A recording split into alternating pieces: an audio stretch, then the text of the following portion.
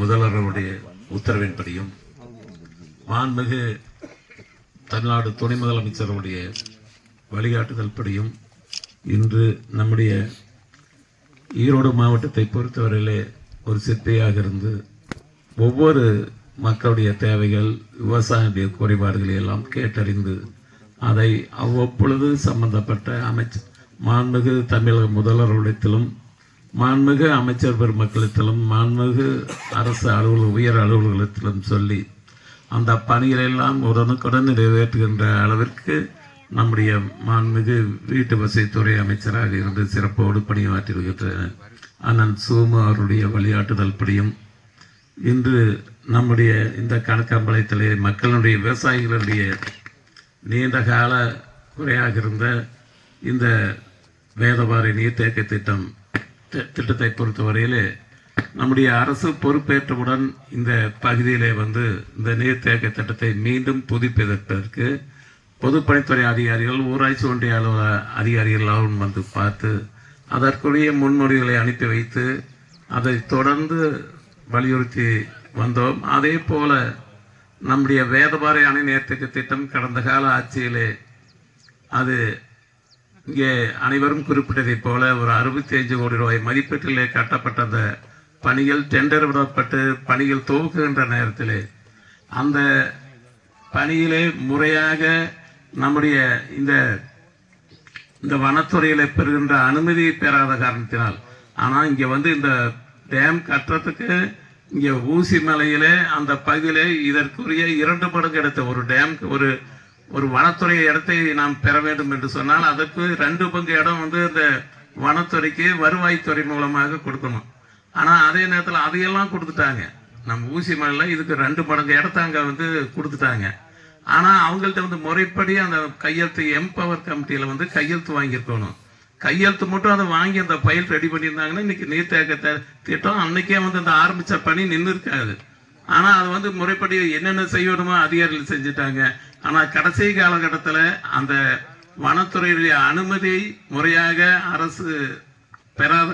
அரசு உத்தரவின்படி அது பெறாத காரணத்தினால அந்த சட்டமன்ற உட்பட அனைத்து விவசாய பேரும் உட்பட இங்கே வந்திருக்கும் அனைத்து மக்களும் நான் சார்ந்திருக்கும் ஒன்றிய கழகத்தின் சார்பாக வருகின்ற வரவேற்கின்றேன். இந்த ஒரு சிறப்பான திட்டமானது ஒரு 3 வருஷமாவே நாம நிறைய ஒரு ஏற்பாடு பண்ணிட்டு இருக்கிறோம். அப்படி இருக்கிறப்ப நம்ம சம்பத்தனும் குமரேசனும் நிறைய இதுக்காக உழைச்சிருக்காங்க. ஏன்னா அவங்களோட உழைப்பு சாதாரண உழைப்பு இல்லை.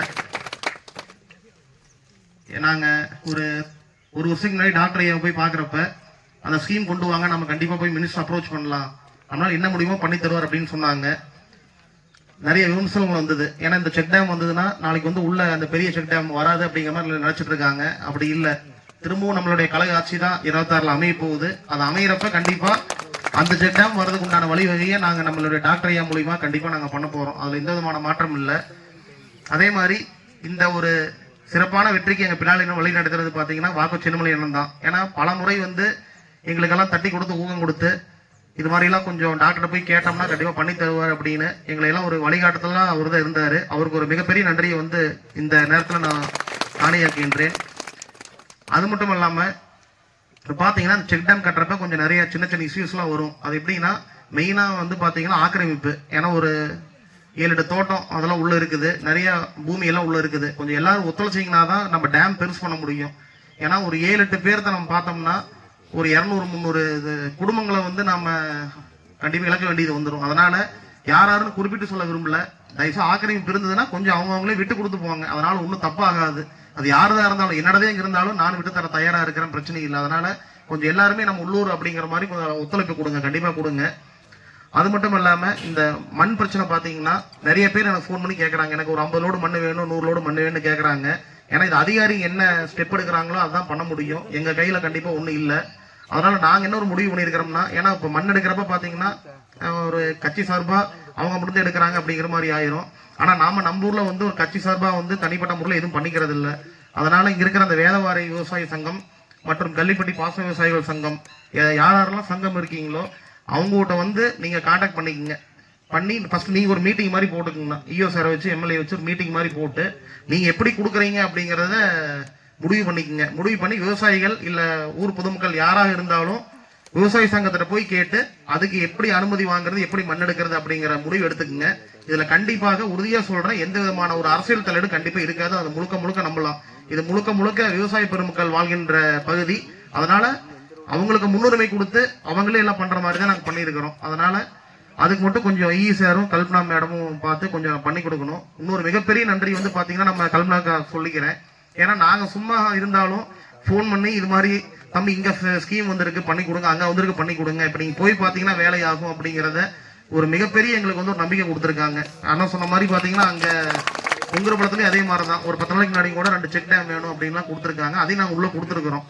அது மாதிரி ஏன்னா நம்ம பகுதியை சேர்ந்த ஒருத்தங்க இங்க அவங்க எஸ்டிஓ இருக்கிறனால நம்மளுக்கு ஒரு மிகப்பெரிய பலம் அவங்க. அதனால வந்து அவங்களுக்கு ஒரு மிகப்பெரிய நன்றி தெரிவிச்சுக்கிறேன். சாரும் பிரச்சனை இல்லை, கண்டிப்பா இந்த ஃபங்க்ஷனுக்கு வந்து கலந்துட்டனால அவரும் எங்களுக்கு நல்லபடியா உதவி பண்ணுவார் அப்படிங்கிற நம்பி எங்களுக்கு கண்டிப்பா இருக்குது. கான்ட்ராக்டர் அதே மாதிரி தான், கண்டிப்பா சின்ன பசங்க தான் யங்ஸ்டர்ஸ் தான் வந்திருக்காங்க. எங்க பகுதிக்கு தகுந்த மாதிரி கொஞ்சம் கண்டிப்பா எவ்வளவு தரமா பண்ணி தரீங்களோ கண்டிப்பா எங்களுக்கு பண்ணி கொடுத்து இது வந்து ஒரு மிகப்பெரிய வெற்றியா இது பண்ணணும். மேக்ஸிமம் எவ்வளவு நாள் ஆக முடியிருக்கு? 4 மாசத்துல 4 மாசம் to 5 மாசம் முடிஞ்சிடும். கண்டிப்பா நாம தான் திரும்ப ஆட்சிக்கு வருவோம். திரும்பவும் டாக்டர் ஐயா தான் வந்து இதை ரிப்பன் கட் பண்ணி இது ஓபன் பண்ணுவார். எந்த ஒரு மாற்றம் இல்லைங்கிற சொல்லி இங்க வந்திருக்கும் அனைவருக்கும் ஒரு மிகப்பெரிய நன்றி கூறி விடைபெறுகிறேன். நன்றி, வணக்கம். உங்கள் எல்லோருக்கும் காலை வணக்கம். இந்த நிகழ்ச்சியில் பங்கேற்றதுக்கு மிக மகிழ்ச்சி அடைகிறேன்.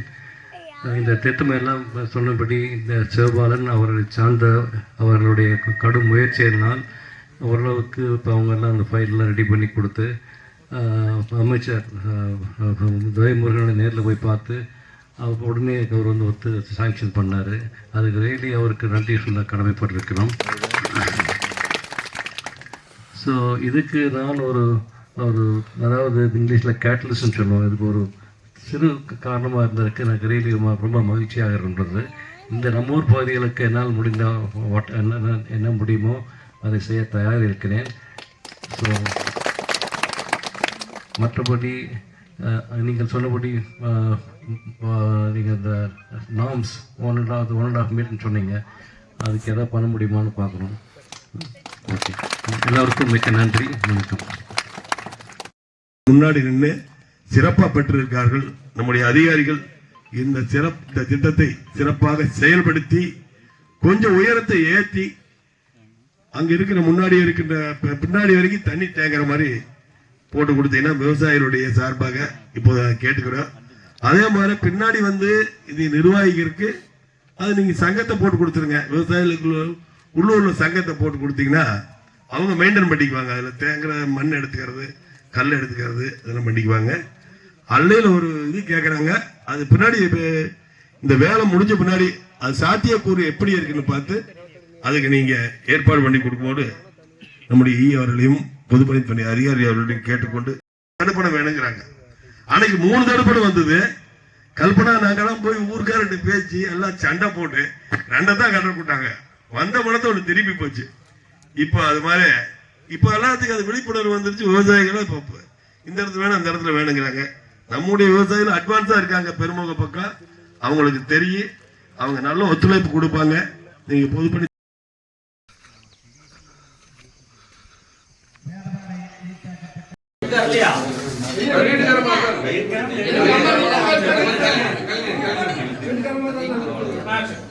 Para.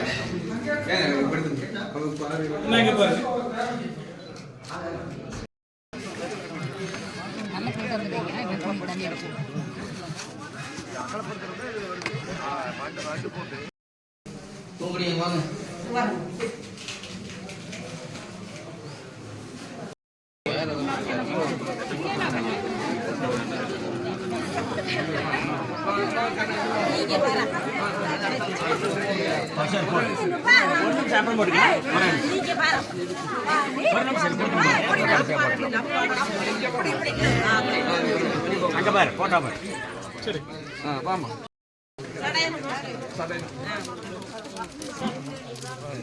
இந்த பக்கம் வந்து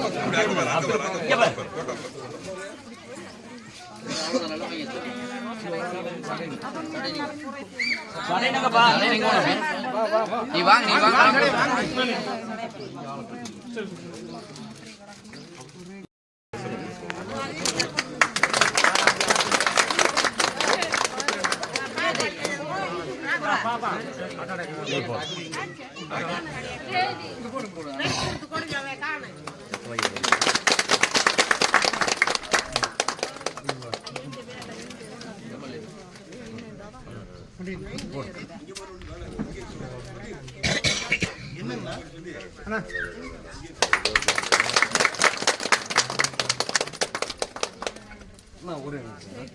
சத்தியம் வீட்டில் மாட்ட கேட்டீங்க போட்டோ எடுத்து வச்சு யாரு